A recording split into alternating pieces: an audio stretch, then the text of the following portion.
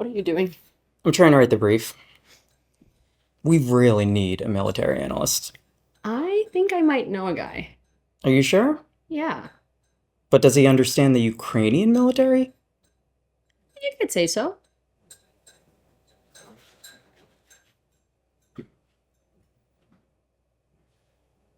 Що таке? Я прийшов чайочку попити. Флемик. Що? Опять? Military analyst. Окей.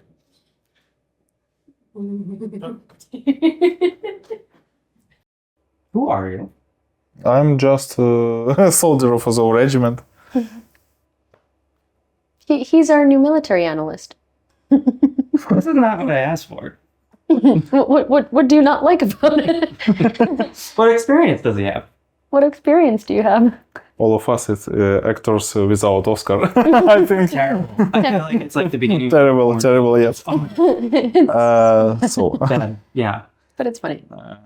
if it's a serious question, I was a soldier of Azov regiment in reconnaissance squad. I have a few military professions. First of all, it was drone operator. So I work with some quadcopters, with some planes, a lot of technical supply for reconnaissance. And my second military profession, most important, it was combat medic. Mm-hmm. And then you had a third. I'm from Azov. Usually all our soldiers have a few professions, because if someone died or wounded, the guy near you must understand what you do and helps to do your job without you. So it's very important. For me, it's very easy to work with some radio techniques, with some techniques in any systems. That's why I can be a drone operator and specialist with radio connection. For me, it's not hard. That's why I do it in my squad. Radio connections, so we can listen to some Russians. Sometimes it was some part of my job, like a military. So and it was before 24th of February. What's the wildest thing you've heard from Russians on the radio? Once I hear screams, Russian screams. Some machine gunner shoot to us, and we don't understand where he is. I record these screams and send to my machine gunners about, hey guys, you must hear what machine gunner you must be. You must be like this guy. So no one knows where he is. I wish that you recorded it and sent it to Russians and they thought that there was their person in trouble and then they're telling you where he is. But it's like a funny story. It was before big invasion, and during big invasion I hear a lot of their conversations, most serious to understanding, and I think all civilization world must to hear about this. It was a conversation one Russian soldier with his wife. He tell to his wife about he find. It was a Russian word, нашел, find. Yeah. When you find something, you walk on the street and find something. Yeah. I'm fine. So he tells that he find a nice microwave oven and few cool phones. And he already prepare it for sending to his home. But when he was in a combat position, his guys from his squad steal this nice microwave oven and cool phones steal. So in Russian mind, it's always okay. He find this, but when he loses, someone steal this. Right. It's always there to begin with. Yeah, that's why it's very important conversation. It's very important example. It's like their news about. They think that when Ukraine became a country, independent country, we steal their territory. They really believe in this. But when they go to Ukraine, kill all people who lives here and take this territory, it's they just comes back their territory. They find you must read their news with Google Translator, and sometimes you must translate just one word for understanding what means this word, because they make their news very interesting for their propaganda. So, Yeah, they carefully pick out words. Yeah, it's kind of like there was the bull, right? This guy, he found it, but they stole it. yeah. He's just a nice guy who find a nice Nice things for his family to bring home, you know? because he a good guy. He just want to have a best for his family. But when he lost this, they are bad guys because they steal it. In his mind, all is okay with this. Which, just for the record here, what city was it in and what time? Yeah. It was in Mariupol. Maybe it was second month of a big invasion. How did he find it? You probably wanted to say to us and... How he find it? Yeah, he just went to someone's Maybe home. because we have microwave ovens on our trees. I don't know. Maybe. It's a joke. Of course, he steals this. Maybe he find it in a destroyed house. Maybe he killed some civilians, because now we can find 1,000 of photos with destroyed cars with big letters "Дети", children's in Russian, in Ukrainian. So "Діти" in Ukrainian, "Дети" in Russian. So imagine what happened in this situation in that time. Yeah. Well, it's actually something, so this is funny, not funny, but I was joking yesterday that I was really mad at Rob because he was getting ready for too long, and there was a military person, a friend of mine, at our apartment when this was happening, and I was like, oh, I really need to murder him, and he's like, Yulia, I got you. You just send him to the front and put either "Дети" on him or press. Gone immediately, because Russians, like, if you have a badge that says press on it, they'll shoot you. If you have a badge that says children on it, they'll shoot you. You must understand Russians completely. Not only Russians, it's important, all occupants from Russia. Yes. It can be not Russians, it can be Буряты. and other small nations in the Russian. It doesn't matter. But when you try to hide your families, your children's, in civilization world, you think that if you will have big letters children's near your shelter, you believe that for soldiers that means it's children, so we cannot shoot in this. But for Russians, it's like a mark. So someone write children's on this place. That means for Russians, a lot of people, doesn't matter who it was, in this place, in this shelter. Okay, just destroy this. Yeah. It's only their things. They're wired that way. Yeah. They think only about this. For them, it doesn't matter what happened. For example, yesterday it was very terrible day. Yes. For Ukraine. First of all, my morning news, I read and see a video how was destroyed a hospital in which I was born, in a city which has the name Berislav in Kherson state. They destroyed this hospital. A lot of guys died here. We still don't know how many. Yeah. And later in this day, they destroyed one market and a small village restaurant in another place, Konstantinivka, near Konstantinivka. Yep. And they killed more than 50 people here. But it was a funeral. It was a rare funeral. People in this village find a body of one guy, of one man who was died in this war and was in a tomb in not native place. And they want to do a funeral in their native village. So they excavated the grave. Imagine, was killed, and Russians, for Russians doesn't matter who it was. They see that it's a group target. Yeah.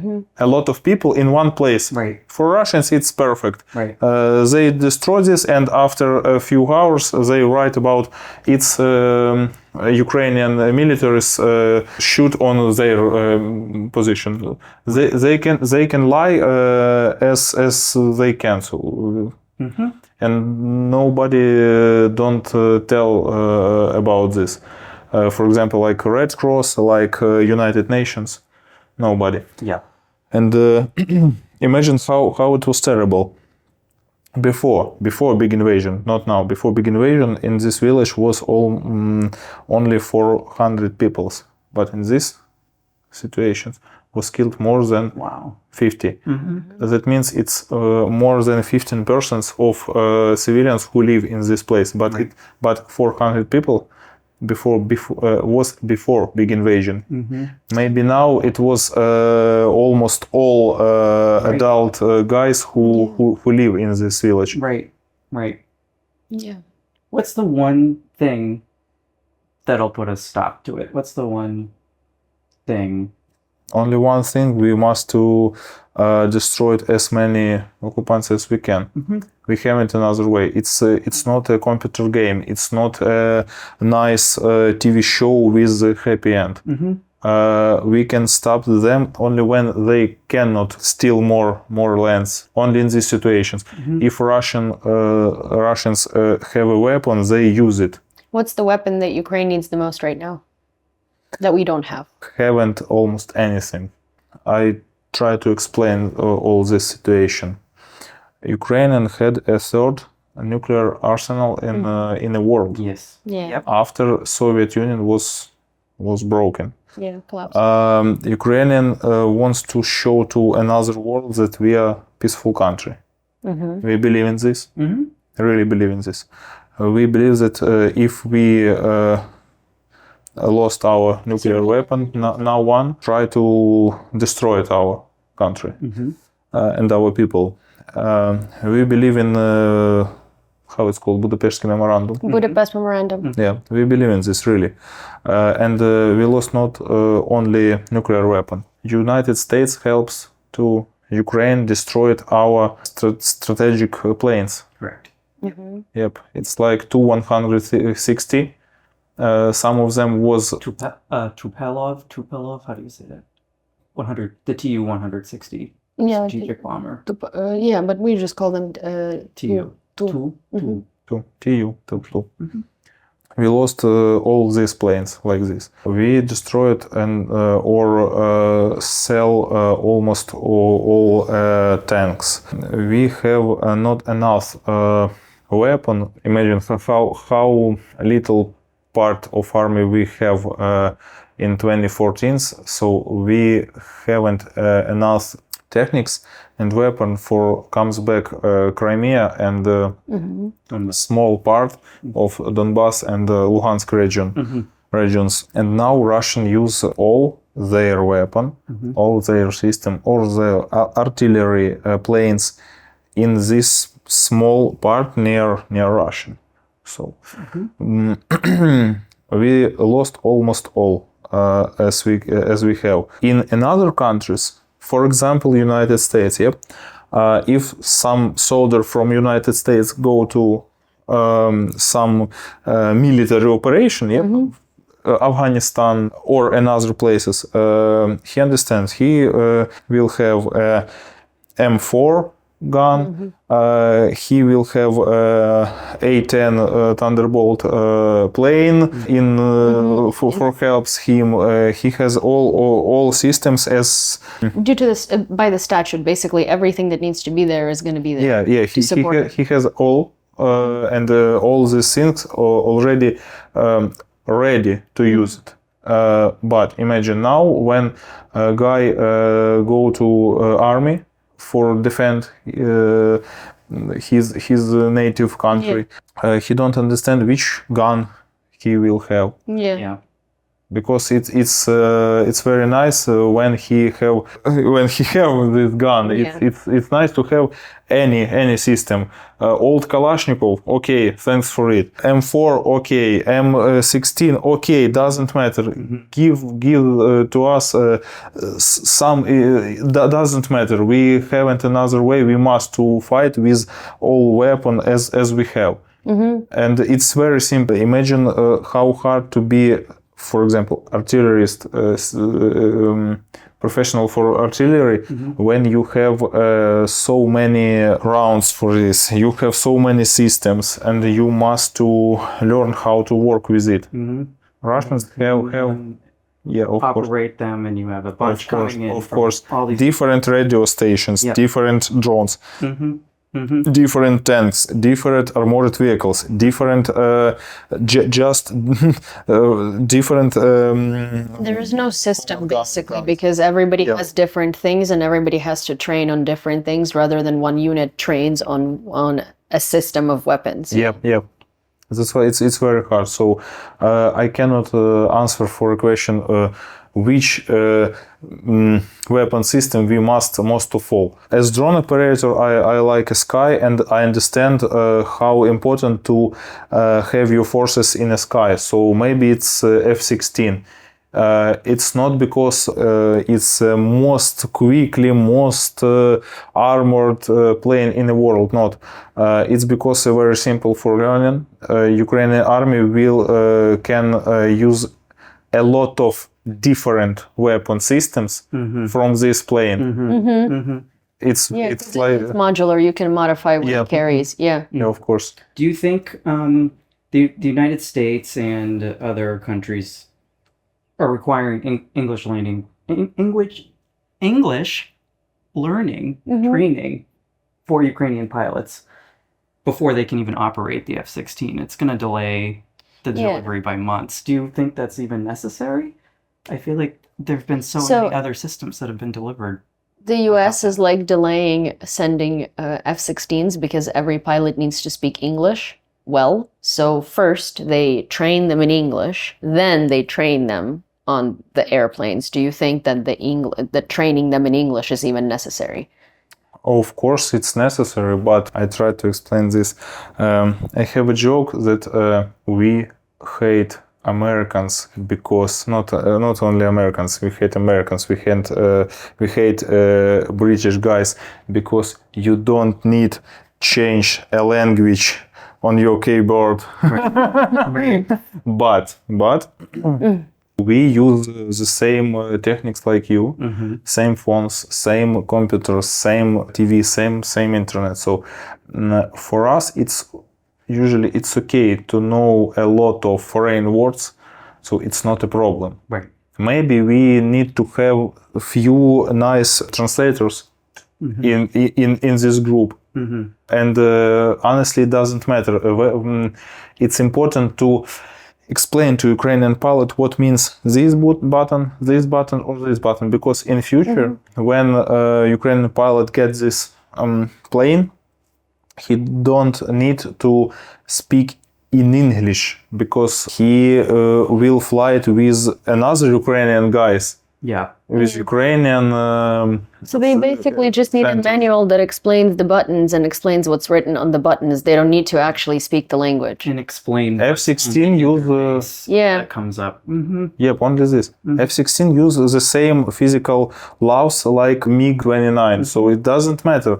I think a lot of systems looks like each other. So. Of course, some of them can be more hard to understand it, but it doesn't matter because if we have a nice translator, so it's cannot be a very serious problem. Of course, it's not so easy like with a guy who know English, but we can use it. For example. You can also stick translations onto the buttons, you know? Of course, but F-16, a lot of country in all world use F-16, but not all these countries use English in their countries. In there. Yeah. I don't know. Poland use F-16. I think Yes, they're getting F-35s. I don't believe that all Poland's pilots completely know English perfectly. Yeah, no, they don't. And Romanians. The same. Yep, the same. Yeah. So I don't think that's a Bulgarians. problem. Yeah, and everybody has F-16, And so it's you just know what I just thought of with the I went to use the washing machine here. yeah, It's in Ukrainian. I took out my phone, yeah. and it translated what was on the washing machine. Was it perfect? No. It needs to be a little bit. I have one funny example for this. So sometimes you can find a video in which Ukrainian soldiers destroyed Russian helicopters with anti-tank missiles. But interface of these anti-tank missiles on Arabian. Oh, it's in there, yes. Yes. But it's Yeah. Ukrainian weapon. Right. Yeah. It's Ukrainian rocket missiles. It's Ukrainian anti-tank missiles. Yeah. But why interface it's Arabian? Because it was special missiles which was made for Arabic countries. But now we comes back it or we don't sell it to these countries and we must to use it. Yeah, We're selling Morocco attack Yep. guns. yeah, Yep, the same. I don't think they speak English. yeah. Maybe they do. I don't know. Yep. We love Morocco, but And this, ladies and gentlemen, is why Vlad is going to be explaining military tech on our channel. yeah, I think you'll do a good job. Pass the interview. How you like him now? And I like him.